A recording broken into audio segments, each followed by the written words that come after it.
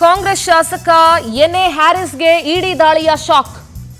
ಬೆಳಗ್ಗೆ 6 ಗಂಟೆಯಿಂದ ಇಡಿ ಟೀಮ್ ಸತತ ಶೋಧವನ್ನ ಹ್ಯಾರಿಸ್ ಮನೆಯಲ್ಲಿ ಮಾಡ್ತಾ ಇದೆ. ಬೆಂಗಳೂರಿನ ಅಶೋಕನಗರದಲ್ಲಿದೆ ಎನ್ ಎ ಹ್ಯಾರಿಸ್ ನಿವಾಸ.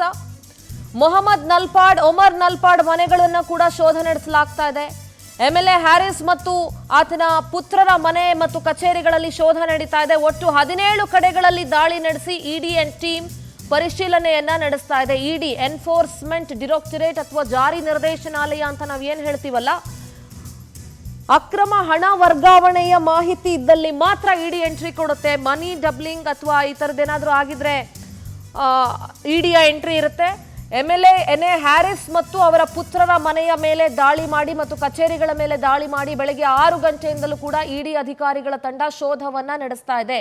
ಕಾಂಗ್ರೆಸ್ ಶಾಸಕ ಎನ್ ಎ ಹ್ಯಾರಿಸ್ಗೆ ಇಡಿ ದಾಳಿಯ ಶಾಕ್ ಸಿಕ್ಕಿದೆ. ಎಂಎಲ್ಎ ಹ್ಯಾರಿಸ್ ಮತ್ತು ಪುತ್ರರ ಮನೆ ಕಚೇರಿಗಳಲ್ಲಿ ಶೋಧವನ್ನ ನಡೆಸಲಾಗ್ತಾ ಇದೆ. ನೀವು ದೃಶ್ಯಗಳಲ್ಲಿ ಗಮನಿಸ್ತಾ ಇರಬಹುದು, ಮನೆಯ ಬಾಗಿಲು ಯಾವ ತರ ಇದೆ ಅನ್ನೋದನ್ನ ನೋಡ್ತಾ ಇದ್ದೀರಾ, ಗೇಟ್ ಎಂಟ್ರೆನ್ಸ್. ಸೊ ಅಲ್ಲಿ ಕಮಾಂಡೋಸ್ ಕೂಡ ಹೊರಗಡೆ ನಿಂತ್ಕೊಂಡಿದ್ದಾರೆ. 17 ಕಡೆ ದಾಳಿಯನ್ನ ಮಾಡಿರೋದು ಇಡಿ, ಒಂದೆರಡು ಕಡೆ ಅಲ್ಲ. ಕಾಂಗ್ರೆಸ್ ಶಾಸಕರು ಟಾರ್ಗೆಟ್ ಆಗ್ತಾ ಇದ್ದಾರೆ ಅಂತ ಹೇಳಿ ಕೇಂದ್ರದ ವಿರುದ್ಧ ಕಾಂಗ್ರೆಸ್ ನಾಯಕರು ಕಿಡಿಕಾರ್ತಾ ಇದ್ದಾರೆ. ಸುಮ್ಮನೆ ಯಾರು ಟಾರ್ಗೆಟ್ ಆಗೋದಕ್ಕೆ ಸಾಧ್ಯ ಇಲ್ಲ. ಇನ್ನು ಬಿಟ್ ಕಾಯಿನ್ ಅಕ್ರಮಕ್ಕೆ ಮೊಹಮ್ಮದ್ ನಲ್ಪಾಡ್ ನಂಟಿದ್ಯಾ ಅನ್ನುವಂತ ಬಹಳ ದೊಡ್ಡ ಪ್ರಶ್ನೆ ಇಲ್ಲಿ ಮೂಡ್ತಾ ಇದೆ. ಹ್ಯಾಕರ್ ಶ್ರೀಕಿ ಜೊತೆಗೆ ಮೊಹಮ್ಮದ್ ನಲ್ಪಾಡ್ಗೆ ನಂಟು ಮತ್ತು ವಿಚಾರಣೆಯನ್ನ ಈಗ ಆಲ್ರೆಡಿ ಮೊಹಮ್ಮದ್ ನಲ್ಪಾಡ್ ವಿಚಾರವಾಗಿ ಎದುರಿಸಿದ್ರು ಒಂದ್ಸಲ. ಶ್ರೀಕಿ ಜೊತೆ ನಲ್ಪಾಡ್ಗೆ 4.65 ಕೋಟಿ ಅಕ್ರಮ ವ್ಯವಹಾರದ ಪ್ರಶ್ನೆ ಕೂಡ ಇದೆ. ಈ ಸಂದರ್ಭದಲ್ಲಿ ಬಿಟ್ ಕಾಯಿನ್ ಅಕ್ರಮದ ಬಗ್ಗೆ ಸಮಗ್ರವಾಗಿ ವರದಿ ಮಾಡಿತ್ತು ಪವರ್ ಟಿವಿ. ಶ್ರೀಕಿ ಜೊತೆ ನಲ್ಪಾಡ್ಗೆ 4.65 ಕೋಟಿಯ ಅಕ್ರಮ ವ್ಯವಹಾರದ ಪ್ರಶ್ನೆ, ಶಂಕೆ ಎರಡೂ ಇದೆ. ಅದೇ ವಹಿವಾಟು ಸಂಬಂಧ ಇಡಿ ದಾಳಿಯನ್ನ ನಡೆಸಿ ಪರಿಶೀಲನೆಯನ್ನ ನಡೆಸ್ತಾ ಇದೆ. ಜೊತೆಗೆ ಬೇರೆ ಬೇರೆ ವಹಿವಾಟು, ಇವರ ಆಸ್ತಿ ಪಾಸ್ತಿ ಬಗ್ಗೆ ಕೂಡ ಇಡಿ ತನಿಖೆಯನ್ನ ನಡೆಸ್ತಾ ಇದೆ. ಶಾಸಕ ಎನ್ ಎ ಹ್ಯಾರಿಸ್ ಮೇಲೆ ಇಡಿ ದಾಳಿಗೆ ಕಾಂಗ್ರೆಸ್ ಆಕ್ರೋಶ ವ್ಯಕ್ತಪಡಿಸ್ತಾ ಇದೆ. ಕಾಂಗ್ರೆಸ್ ಶಾಸಕರು ಟಾರ್ಗೆಟ್ ಆಗ್ತಾ ಇದ್ದಾರೆ ಅಂತ ಬಿಜೆಪಿ ವಿರುದ್ಧ ರಾಜ್ಯ ಕಾಂಗ್ರೆಸ್ ನಾಯಕರು ಕಿಡಿಕಾರ್ತಾ ಇದ್ದಾರೆ. ನಿಮ್ಮ ಅಕ್ರಮಕ್ಕೆ ಗೂಬೆ ಕೂರಿಸಬೇಡಿ ಅಂತ ಬಿಜೆಪಿಗರು ತಿರುಗೇಟನ್ನ ಕೊಡ್ತಾ ಇದ್ದಾರೆ. ರಾಜಕೀಯ ಏನೇ ಇರಲಿ, ಸುಮ್ನೆ ಇಡಿ ಯಾಕೆ ಎನ್ ಎ ಹ್ಯಾರಿಸ್ ಮನೆಗೆ ಹೋಗ್ಬೇಕಾಗಿತ್ತು? ಈ ವಿಚಾರದಲ್ಲಿ ಎನ್ ಎ ಹ್ಯಾರಿಸ್ ಮತ್ತು ಅವರ ಪುತ್ರರನ್ನೇ ಯಾಕೆ ಎಂಕ್ವೈರಿ ಮಾಡಬೇಕಿತ್ತು? ಅವರ ಮನೆ ಮೇಲೆನೆ ಇಡಿ ಯಾಕೆ ದಾಳಿ ಮಾಡಬೇಕಾಗಿತ್ತು? ಬೇರೆ ಯಾರು ಕಾಂಗ್ರೆಸ್ ಶಾಸಕರು ಇರಲೇ ಇರ್ಲಿಲ್ವಾ ಹಂಗಾದ್ರೆ ಇಡಿ ಅಧಿಕಾರಿಗಳಿಗೆ? ಹಾಗಾದ್ರೆ ಈ ಶ್ರೀಕಿಗೂ ನಲ್ಪಾಡ್ಗೂ ಹೇಗೆ ಪರಿಚಯ? ಅಪ್ಪ ಮಗನ ಮನೆಯಲ್ಲಿ ಬೆಳಗ್ಗೆ 6 ಗಂಟೆಯಿಂದ ಇಡಿ ಶೋಧ ನಡೆಸ್ತಾನೆ ಇದೆ. ಬೆಳಗ್ಗೆ 6 ಗಂಟೆ ವೇಳೆಗೆ 12 ಅಧಿಕಾರಿಗಳ ತಂಡ ಎನ್ ಎ ಹ್ಯಾರಿಸ್ ಹಾಗೂ ಆತನ ಪುತ್ರನ ಮನೆ ಮೇಲೆ ದಾಳಿಯನ್ನ ಮಾಡುತ್ತೆ. ಬೆಂಗಳೂರಿನ ಅಶೋಕ ನಗರದಲ್ಲಿದೆ ಶಾಸಕ ಎನ್ ಎ ಹ್ಯಾರಿಸ್ ನಿವಾಸ. ಹ್ಯಾಕರ್ ಶ್ರೀಕೃಷ್ಣ ಅಲಿಯಾಸ್ ಶ್ರೀಕಿ ಜೊತೆಗೆ ನಲ್ಪಾಡ್ ವ್ಯಾವಹಾರಿಕ ನಂಟನ್ನ ಇಟ್ಕೊಂಡಿದ್ದಾರೆ ಅನ್ನೋದು ಗೊತ್ತಾಗಿದೆ. ಹ್ಯಾರಿಸ್ನ ನಿವಾಸದ ದೃಶ್ಯಗಳನ್ನ ನೀವೀಗ ಗಮನಿಸ್ತಾ ಇದ್ದೀರಿ. ಹ್ಯಾಕರ್ ಶ್ರೀಕಿ ಜೊತೆ ನಲ್ಪಾಡ್ ವ್ಯಾವಹಾರಿಕ ನಂಟು ಇಟ್ಕೊಂಡಿರೋದ್ರ ಬಗ್ಗೆ ಅನೇಕ ಶಂಕೆಗಳು ವ್ಯಕ್ತವಾಗಿದೆ. ಇದ್ರ ಬಗ್ಗೆ ನಲ್ಪಾಡ್ ಒಂದ್ಸಲಿ ಎನ್ಕ್ವೈರಿಯನ್ನ ಕೂಡ ಎದುರಿಸಿದ್ರು. ಈ ಹಿಂದೆ SIT ಮೊಹಮ್ಮದ್ ನಲ್ಪಾಡ್ ಅವರನ್ನ ವಿಚಾರಣೆ ನಡೆಸಿತ್ತು. ಬಿಟ್ ಕಾಯಿನ್ ಹಗರಣದಲ್ಲಿ ಕೋಟ್ಯಾಂತರ ರೂಪಾಯಿ ಹಣ ವರ್ಗಾವಣೆ ಆಗಿರೋದ್ರ ಬಗ್ಗೆ ಕೂಡ ಶಂಕೆ ಇದೆ. ಇದೇ ಡೌಟ್ ಮೇಲೆ SIT ಈಗ ಆಲ್ರೆಡಿ ನಲ್ಪಾಡ್ಗೆ ನೋಟಿಸ್ ಅನ್ನ ನೀಡಿತ್ತು. ಇದರಲ್ಲಿ ಕೇವಲ ರಾಜಕಾರಣಿಗಳು ಮಾತ್ರ ಅಲ್ಲ, ಅನೇಕ ಜನ ಹಿರಿಯ ಪೊಲೀಸ್ ಅಧಿಕಾರಿಗಳು ಕೂಡ ಈ ಬಿಟ್ ಕಾಯಿನ್ ಹಗರಣದಲ್ಲಿ ಭಾಗಿಯಾಗಿರೋದ್ರ ಬಗ್ಗೆ ಪವರ್ ಟಿವಿ ವರದಿಯನ್ನ ಪ್ರಸಾರ ಮಾಡಿತ್ತು. ಇದೆಲ್ಲದರ ಬೆನ್ನಲ್ಲೇ ಈಗ ಇಡಿ ದಾಳಿ ಮಾಡಿರೋದ್ರಿಂದ ನಲ್ಪಾಡ್ಗೆ ಬಂಧನದ ಭೀತಿ ಎದುರಾಗಿದೆ.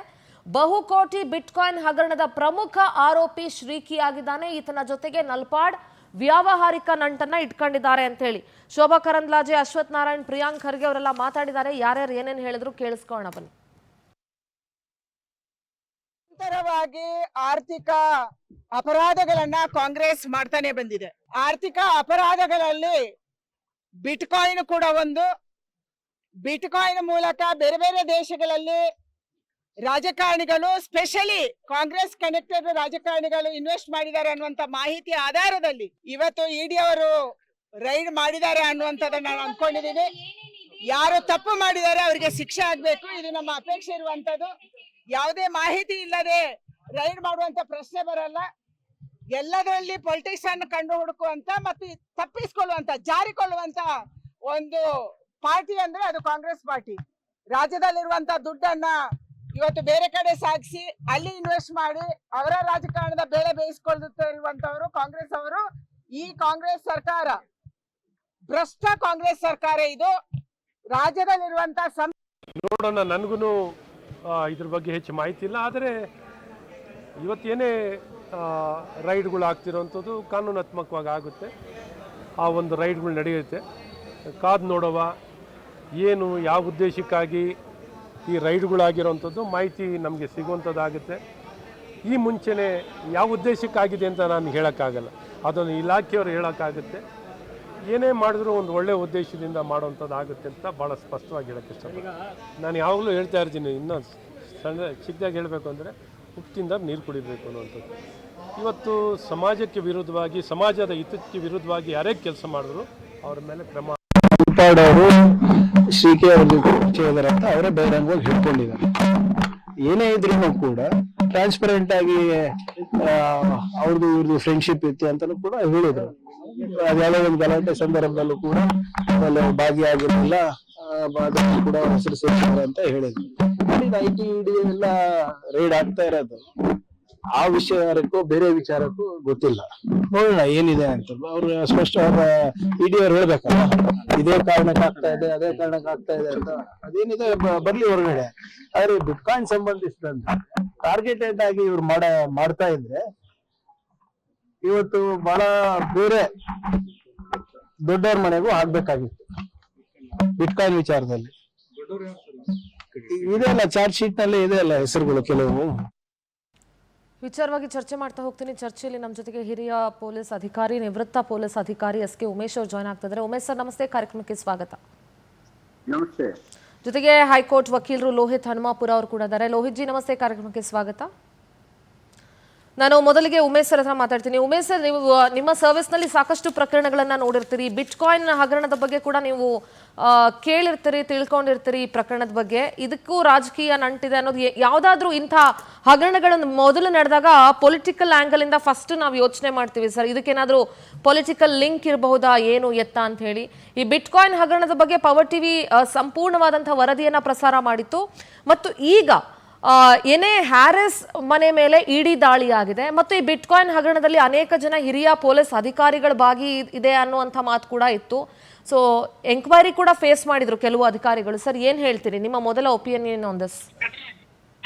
ನೋಡಿ, ಯಾವುದೇ ಎನ್ಫೋರ್ಸ್ಮೆಂಟ್ ಡೈರೆಕ್ಟರೇಟ್ ಇದೆಯೋ ಅದು ಸಾಮಾನ್ಯವಾಗಿ ಏನಾಗ್ತದೆ ಅಂತಂದ್ರೆ ಯಾರ ಮೇಲಾದ್ರೂ ದಾಳಿ ಮಾಡ್ಬೇಕಂತ ಸಮಯದಲ್ಲಿ ಬಹಳ ತುಂಬಾ ಇಂಟೆಲಿಜೆನ್ಸ್ ಅಂತ ಅಂದ್ರೆ ಬಹಳ ಅವರ ವಿರುದ್ಧವಾದಂತ ಏನೇ ಸಾಕ್ಷ್ಯಾಧಾರಗಳಿದೋ ಕಲೆ ಆಗ್ತವೆ. ಸುಮ್ಮನೆ ಹಾಗೆ ಏಕಾಏಕಿ ಬಂದು ಅವರು ನುಗ್ಗಿ ಯಾರ್ದೋ ತೊಂದರೆ ಕೊಡ್ಬೇಕು ಅನ್ನುವಂಥದ್ದು ಇಂಟೆನ್ಷನ್ ಅವರಲ್ಲಿ ಇಲ್ಲದೆ ಇರ್ಬೋದ್ರೂ ಕಾರಣ ಏನಿರ್ತದೆ ಅಂತಂದ್ರೆ ಅವ್ರ ಮೇಲೆ ಗಂಭೀರವಾದಂತ ಒಂದು ಎವಿಡೆನ್ಸಸ್ಗಳು ಸಿಕ್ಕಿರ್ತವೆ, ಮತ್ತೆ ಇಂಟೆಲಿಜೆನ್ಸ್ ಕಲೆಕ್ಟ್ ಮಾಡಿರ್ತಾರೆ. ಆ ಕಾರಣಕ್ಕೋಸ್ಕರನೇ ಇದೊಂದು ರೊಟೀನ್ ವರ್ಕ್. ಈಗ ಪೊಲೀಸಲ್ಲಿ ಎಲ್ಲೋ ಒಂದು ಕೊಲೆ ಆದಾಗ ಪೊಲೀಸರು ಹಾಗೆ ತನಿಖೆ ಮಾಡ್ತಾರೋ ಅದನ್ನ ಪೂರ್ಣ ಪ್ರಮಾಣದಲ್ಲಿ ಮತ್ತೆ ಜನರ ನಂಬಿಕೆಗೆ ಮತ್ತೆ ಇರ್ತಕ್ಕಂಥ ಯಾರು ಅದಕ್ಕೆ ಬಾಧಿತರಾಗಿರ್ತಾರಲ್ಲೋ ಅವ್ರಿಗೆ ಸಮಾಧಾನ ಆಗೋ ತರ, ಅವ್ರಿಗೆ ನಂಬಿಕೆ ಬರೋ ತರ ತನಿಖೆಗಳು ಮಾಡ್ತಾರಲ್ಲ, ಅದು ಬಹಳ ಯೋಜಿತವಾದಂಥದ್ದು, ಸಕ್ರಮವಾದಂಥದ್ದು. ಅದೇ ರೀತಿ ಇವರು ಇಡಿಗಳವರು ಮತ್ತೆ ಎನ್ಫೋರ್ಸ್ಮೆಂಟ್ ಡೈರೆಕ್ಟರ್ ಮತ್ತೆ ಅವರು ಡೈರೆಕ್ಟರೇಟ್ ಎನ್ಫೋರ್ಸ್ಮೆಂಟ್ ಕೆಲಸ ಅದು ಏನೇನು ಇಂಟೆಲಿಜೆನ್ಸ್ ಕಲೆಕ್ಟ್ ಮಾಡ್ತಾರೋ ಅದಕ್ಕೆ ಸಂಬಂಧಪಟ್ಟಂತ ಯಾವುದೇ ಪಕ್ಷ ಆದ್ರೂ ಪಕ್ಷಾತೀತವಾಗಿ ಮಾಡ್ಕೊಂಡು ಹೋಗ್ತಕ್ಕಂಥದ್ದು ಅದು ಕ್ರಮಬದ್ಧವಂತಾದದ್ದು. ಅಂದ್ರೆ ಯಾರ ಮೇಲೆ ಮಾಡ್ಬೇಕಾದ್ರೂ ಸರಿಯಾದಂತ ಎವಿಡೆನ್ಸಸ್ ಇರ್ಬೇಕು. ನಾಳೆ ದಿವಸ ಎಲ್ಲೋ ಹೋಗುದು, ಕೋರ್ಟ್ ಮುಂದೆ ಇದೆಲ್ಲ ಮಾಡಿದಾಗ ಅದನ್ನ ಚಿಮಾರಿ ಹಾಕ್ಸ್ಕೊಬಿಡುದು, ಅದೆಲ್ಲ ನೋಡಿದಾಗ ಏನಾಗುತ್ತೆ ಅಂದ್ರೆ ಯಾವುದೇ ಸಂಸ್ಥೆಗಳ ಮೇಲೆ ಅಪನಂಬಿಕೆಗಳು ಬರೋಕ್ ಶುರು ಆಗ್ಬಿಡ್ತದೆ. ಆ ಕಾರಣಕ್ಕೆ ಒಂದು ಸಾರಿ ನಾವು ಮಾಡೋದು ಅಂತ ಅಂದ್ರೆ ಅದ್ರ ಮೇಲೆ ರೇಡ್ ಮಾಡೋದು, ನಮ್ಗೆ ಸಿಕ್ತು ಎವಿಡೆನ್ಸು, ಮತ್ತೆ ಎವಿಡೆನ್ಸ್ ಇಟ್ಕೊಂಡೇ ನಾವು ಅದನ್ನ ಮಾಡಿದ್ವಿ ಅಂತ ಅಂದಾಗ ಕೊನೆವರೆಗೂ ಪೂರಕವಾಗಿ ಲಾಜಿಕಲ್ ಎಂಡಿಗೆ ತಗೊಂಡು ಹೋಗ್ಬೇಕಾದಂತದ್ದು ಸಕಾರಾತ್ಮಕವಾಗಿ ಒಳ್ಳೇದದು. ನಾವು ಹೋಗ್ತಾ ಇರುವಂತ ಓಡಿಸ್ಕೊಂಡು ಹೋಗ್ತಾ ಇರುವಂತ ಟ್ರೈ ಮಾಡಿ ಹಿಡಿಕ್ ಹೋಗ್ತೀವಲ್ಲ, ಆ ತರ ಹಿಡಿದ್ರೆ ಜನ ಏನ್ ಮಾಡ್ತಾರೆ ಅಂತಂದ್ರೆ ಅದನ್ನ ನಂಬಿಕೆಗೆ ಅನರ್ಹಗಾಗ್ಬಿಡ್ತದೆ ಯಾವುದೇ ಸಂಸ್ಥೆ, ಅದು ಪೊಲೀಸ್ ಆಗ್ಲಿ, ಇಡಿ ಆಗ್ಲಿ, ಇನ್ಕಮ್ ಟ್ಯಾಕ್ಸ್ ಆಗ್ಲಿ, ಯಾವುದೇ ಆಗ್ಲಿ. ಆ ಕಾರಣಕ್ಕೋಸ್ಕರನೇ ಇದನ್ನ ಅವ್ರ ಕೆಲಸನ ಏನಿದೆಯೋ ಕಾನೂನಾತ್ಮಕವಾಗಿ ಸಂವಿಧಾನಾತ್ಮಕವಾಗಿ ಏನಿದೆಯೋ ಆ ಕೆಲಸನ ಇಡಿ ಮಾಡ್ತಕ್ಕಂಥದ್ದು ಸರಿ. ಆದ್ರೆ ಈ ಬಿಟ್ಕಾಯಿನ್ ಏನಿದೆಯಲ್ಲ, ಡಿಜಿಟಲ್ ಕರೆನ್ಸಿಗೆ ಸಂಬಂಧಪಟ್ಟಂತದ್ನ ಉದುಕ್ಸಿಡ್ತಕ್ಕಂಥವ್ರು ಯಾರು? ಮೀಡಿಯಂ ಕ್ಲಾಸ್ ಅವ್ರ ಕೈಲಾಗಲ್ಲ, ಕೆಳಮಟ್ಟದವ್ರ ಕೈಲಾಗಲ್ಲ, ಮೇಲ್ಮಟ್ಟದವ್ರ ಕೈಲಾಗಲ್ಲ. ಅದಕ್ಕಿಂತ ಮೇಲ್ಮಟ್ಟದ ಜನಗಳ ಹತ್ರ ಯಾರ ಹತ್ರ ಕಪ್ಪು ಹಣ ಅನ್ನುವಂಥದ್ದು ಓಡಾಡ್ತಾ ಇರ್ತದೋ ಅತಿ ಹೆಚ್ಚು ಆ ಕಪ್ಪು ಹಣ ಒಬ್ಬರಿಂದ ಒಬ್ಬರಿಗೆ ಹೋಗುವಂಥದ್ದು, ಬಂದಂಥ ಹಣ ಶೇಖರಣೆ ಮಾಡೋದಕ್ಕೆ ಬೇರೆ ತರವಾದಂಥ ಒಂದು ವಾಮ ಮಾರ್ಗ ಮಾಡ್ಬೋದು, ಬಹಳ ಕಮ್ಮಿ ಇದರೊಳಗಡೆ ನಾವು ಸೀಕ್ರೆಟ್ ಆಗಿ ಇಟ್ಕೋಬಹುದು ಅಂತ ಅನ್ನುವಂಥವ್ರು ಅದನ್ನ ಬಿಟ್ಕಾಯಿನ್ ರೂಪದಲ್ಲಿ ಅದನ್ನ ಪರ್ಚೇಸ್ ಮಾಡ್ತಕ್ಕಂಥದ್ದು, ಮತ್ತೆ ಬಿಟ್ಕಾಯಿನ್ ರೂಪದಲ್ಲಿ ಹಣಗಳನ್ನ ತೊಡಗಿಸ್ತಕ್ಕಂಥದ್ದು ಅದು ಬಹಳ ಗೌಪ್ಯವಾಗಿರ್ತದೆ. ಆ ಕಾರಣಕ್ಕೋಸ್ಕರನೇ ಅದು ಬೇಕಾದಾಗ ತಗೊಂಡು ಕನ್ವರ್ಟ್ ಮಾಡ್ಕೋಬಹುದು ಅಂತ ಅನ್ನೋ ಕಾರಣಕ್ಕೆ ಅತಿ ಹೆಚ್ಚು ಕಪ್ಪು ಹಣ ಇರ್ತಕ್ಕಂಥವ್ರು ಮಾಡ್ತಾರೆ. ಇನ್ನೊಂದು ಪ್ರಶ್ನೆ ಇದೆ ಸರ್ ಇನ್ನೊಂದು ಪ್ರಶ್ನೆ. ಒಂದು SIT ಅನ್ನ ಸರ್ಕಾರ ರಚನೆ ಮಾಡುತ್ತೆ, ಈ ಬಿಟ್ಕಾಯಿನ್ ಹಗರಣದ ತನಿಖೆಗೋಸ್ಕರ ಒಂದು SIT ರಚನೆ ಆಗುತ್ತೆ. ಈ ಒಂದು 10 ಲಕ್ಷ ರೂಪಾಯಿ ಹಣದ ಟ್ರಾನ್ಸಾಕ್ಷನ್ ಇರುತ್ತಲ್ಲ, ಅದ್ರ ಮೇಲೆ ಮೊಹಮ್ಮದ್ ನಲ್ಪಾಡನ್ನ ಎಂಕ್ವೈರಿಗೆ ಅಂತ ಕರೀತಾರೆ. ಆ ಹಣವನ್ನ ಮೊಹಮ್ಮದ್ ನಲ್ಪಾಡ್ ಏನ್ ಹೇಳ್ತಾರೆ, ತನಿಖೆ ಸಂದರ್ಭದಲ್ಲಿ ರಿಕವರಿ ಕೊಡ್ತೀನಿ ಅಂತ ಹೇಳ್ತಾರೆ. ಆದ್ರೆ ಇದುವರೆಗೂ ರಿಕವರಿಗೆ ಆ ಹಣವನ್ನ ನಲ್ಪಾಡ್ ಕೊಟ್ಟಿಲ್ಲ. ಹಣ ವರ್ಗಾವಣೆ ಆದ್ರೂ ನಲ್ಪಾಡ್ನ ಆರೋಪಿ ಮಾಡೋದಕ್ಕೆ ಒಂದು ಮೀನಾಮೇಷ ಎಣಿಸ್ತಿದಾರೋ ಅಥವಾ ಇದೇ ಬಿಟ್ಕಾಯಿನ್ ವಿಚಾರದಲ್ಲಿ ಇಡಿ ಕೂಡ ಪ್ರಕರಣ ದಾಖಲಿಸ್ಕೊಂಡಿತ್ತಲ್ಲ, ಆ ಕೇಸ್ನ ವಿಚಾರವಾಗಿ ಈಗ ದಾಳಿ ನಡೆದಿದೆ. ಆದ್ರೆ ಒತ್ತಡಕ್ಕೆ ಮಣಿದು ನಲ್ಪಾಡನ್ನ ಇನ್ನೂ ಕೂಡ ಅದರಲ್ಲಿ ಸೇರಿಸೋದಕ್ಕಾಗ್ಲಿ ಅಥವಾ ಇನ್ನೂ ಹೆಚ್ಚಿನ ತನಿಖೆ ನಡೆಸೋದಕ್ಕೆ SIT ಮೀನಾಮೇಷ ಎಣಿಸಿತ್ತು. ಸೊ ಈಗ ನಾವು ಹೇಳ್ತೀವಿ ನಮ್ಮ ಪೊಲೀಸರು ಏನೇ ಆದ್ರೂ ಸರಿಯಾದ ತನಿಖೆಯನ್ನ ನಡೆಸ್ತಾರೆ ಅಂತ. SITಯನ್ನ ನಮ್ಮ ಸರ್ಕಾರನೇ ರಚನೆ ಮಾಡಿದ್ಮೇಲೆ ಅದರಲ್ಲಿ ಏನು ಎತ್ತ ಅಂತ SIT ಗೊತ್ತಾಗದೇ ಇರೋಷ್ಟು ದಡ್ರು ಅಂತ ನನಗಂತೂ ಅನ್ನಿಸ್ತಾ ಇಲ್ಲ. ಸೊ ಈ ಪ್ರಭಾವ ಏನಕ್ಕೆ ಸರ್, ಈ ಪ್ರಭಾವ ಬೀರಿ ತನಿಖೆ ಆಯ ತಪ್ಪುತ್ತೆ, ತನಿಖೆ ದಿಕ್ಕು ತಪ್ಪುತ್ತೆ ಅಂತ ಅಂದಾಗ ಕಾನೂನನ್ನ ರಕ್ಷಣೆ ಮಾಡಬೇಕಾಗಿರೋರೆ ಕಾನೂನು ಉಲ್ಲಂಘನೆ ಮಾಡ್ತಾ ಇರುವಾಗ ಮತ್ತು ಇಂಥ ದೊಡ್ಡವರಿಗೆ ಬಹಳ ಸುಲಭವಾಗಿ ರಕ್ಷಣೆ ಸಿಕ್ಬಿಡುತ್ತೆ. ಯಾರೋ ಪಿಕ್ ಪಾಕೆಟ್ ಮಾಡೋರ್ನ ಕರ್ಕೊಂಬಂದು ಒಳಗಡೆ ಹಾಕ್ಬಿಟ್ಟು ಕೇಸ್ ಹಾಕ್ತಾರೆ. ಸೊ ಏನ್ ಹೇಳ್ತೀರಿ ಈ ಥರದ್ದು ಬಂದಾಗ ಪೊಲೀಸರ ಮೇಲೆ ನಿಜವಾಗ್ಲೂ ಒಂದ್ ರೀತಿ ನಂಬಿಕೆ ಹೋಗೋದಿಲ್ವಾ? ಅದೇ ಇದೇ ಬಿಟ್ಕಾಯಿನ್ ಪ್ರಕರಣದಲ್ಲಿ ಕೆಲವು ಪೊಲೀಸ್ ಅಧಿಕಾರಿಗಳ ಮೇಲೆ ಕ್ರಮ ಜರುಗಿಸಿದ್ರು, ದಸ್ತಗಿರಿ ಮಾಡಿದ್ರು.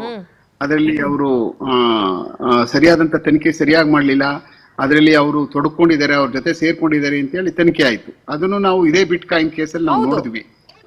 ತನಿಖೆ ಮಾಡಿದಂತ ಸ್ಪೆಷಲ್ ಟೀಮ್ ಮೇಲೆನೆ ಕೆಲವಷ್ಟು ಆಪಾದನೆಗಳು ಬಂದು ಅದರಲ್ಲಿ ಕೇಸಸ್ಗಳು ರಿಜಿಸ್ಟರ್ ಆಗಿ ದಸ್ತಗಿರಿ ಆದಂತದ್ದು ನೋಡಿದೀವಿ. ಅಂದ್ರೆ ಅದೆಲ್ಲ ತನಿಖೆಯ ಕ್ರಮದಲ್ಲಿ ಒಂದು ಭಾಗ, ಮತ್ತೆ ಸರಿಯಾದಂತ ರೀತಿ ಸಹ ಅದು. ಆ ಕಾರಣ ಎಲ್ಲೇ ತಪ್ಪಾದ್ರೂ ಯಾರೇ ಮಾಡಿದ್ರು ಸಹ ಇಂಥ ಒಂದು ಬಹಳ ಅತ್ಯಂತ ಗಂಭೀರವಾದಂತ ಪ್ರಕರಣಗಳನ್ನ ತನಿಖೆ ಮಾಡುವಂತ ಸಮಯದಲ್ಲಿ ಅತ್ಯಂತ ಎಚ್ಚರಿಕೆಯಿಂದ ಬಹಳ ಟ್ರಾನ್ಸ್ಪರೆನ್ಸಿಯಿಂದ ತನಿಖೆ ಮಾಡ್ಬೇಕಾಗ್ತದೆ. ಏನು ಗೊತ್ತಾಗಲ್ಲ ಬಿಡು, ಇದು ಯಾರಿಗೂ ಗೊತ್ತಾಗಲ್ಲ, ಇದು ನನಗ್ ಮಾತ್ರ ಗೊತ್ತಿದೆ ಅಂತ ಏನಾದ್ರು ತನಿಖೆ ಮಾಡ್ತು ಅಂತಂದ್ರೆ 100% ಕಣ್ಗಳು, ಎರಡು ಕಣ್ಗಳು ಹೊಟ್ಟೋಗ್ತವೆ. ಇಂಥ ಒಂದು ಸೈಬರ್ ಅಫೆನ್ಸಸ್ಗಳನ್ನ ನಾವು ತನಿಖೆ ಮಾಡುವಂತ ಕಾಲದಲ್ಲಿ ಇದರಲ್ಲಿ 100ಕ್ಕೆ 100ರಷ್ಟು ನಾವು ಮಾಡದಂತ ತನಿಖೆಗೆ ನಾವು ತಪ್ಪು ಮಾಡಿದೀವಿ ಅಂತ ಹೇಳೋದಕ್ಕೆ ಸಾಕ್ಷ್ಯಾಧಾರಗಳು ಸಿಕ್ಬಿಡ್ತವೆ, ಮತ್ತೆ ಶಾಮೀಲಾಗಿದ್ದೀವಿ ಅಂತ ಅನ್ನೋದಕ್ಕೂ ಸಹ ಅದರಲ್ಲಿ ನಮ್ಗೆ ಎಲ್ಲಾ ಸಿಕ್ಬಿಡ್ತವೆ. ಕಾರಣ ಏನು ಅಂದ್ರೆ ಇದರಲ್ಲಿ ನಾವೇನು ಪ್ರಶ್ನೆಗಳನ್ನ ಕೇಳಿರ್ತೀವಿ, ಅದಕ್ಕೇನು ಉತ್ತರ ಪಡೆದಿರ್ತೀವಿ, ಮತ್ತೆ ಏನು ಎಲ್ಲಿಂದ ತರ್ಸ್ಕೊಂಡಿರ್ತೀವಿ, ಮತ್ತೆ ಯಾವ ತರ್ಸ್ಕೊಂಡಿರ್ತಕ್ಕಂಥ ಉತ್ತರಗಳನ್ನ ನಾವು ಅದನ್ನ ಸರಿಯಾದಂತ ಚಾರ್ಜ್ ಶೀಟ್ ನಲ್ಲಿ ಜೋಡಣೆ ಮಾಡಲ್ವೋ, ಮತ್ತೆ ಅದನ್ನ ಬೇಕು ಅಂತಾನೆ ಇಂಟೆನ್ಷನ್ ಆಗಿ ಮಾಲಿಫೈಡ್ ಇಂಟೆನ್ಷನ್ ಇಂದ ಅದನ್ನ ನಾವು ಬಚ್ಚಿಟ್ಕೊಂಡು ಅದಕ್ಕೊಂದು ದೋಷಾರೋಪಣ ಪಟ್ಟಿ ಅಂತ ಅನ್ನುವಂಥದ್ದು ಸೇರ್ಸ್ಕೊಂಡು ಹೋದಾಗ ಏನಾಗುತ್ತೆ, ನೆಕ್ಸ್ಟ್ ಅದೇನಾದ್ರು ಫರ್ದರ್ ಇನ್ವೆಸ್ಟಿಗೇಷನ್ ಏನಾರು ಕೊಡ್ತು ಅದನ್ನ ಹೆಚ್ಚಿನ ತನಿಖೆಗೆ ಒಳಪಡಿಸಿದಾಗ ಏನಾಗುತ್ತೆ ಅಂದ್ರೆ ತನಿಖಾಧಿಕಾರಿಗಳಿಗೆ ಬಹಳ ಅತ್ಯಂತ ತೊಂದರೆ ಆಗ್ತದೆ.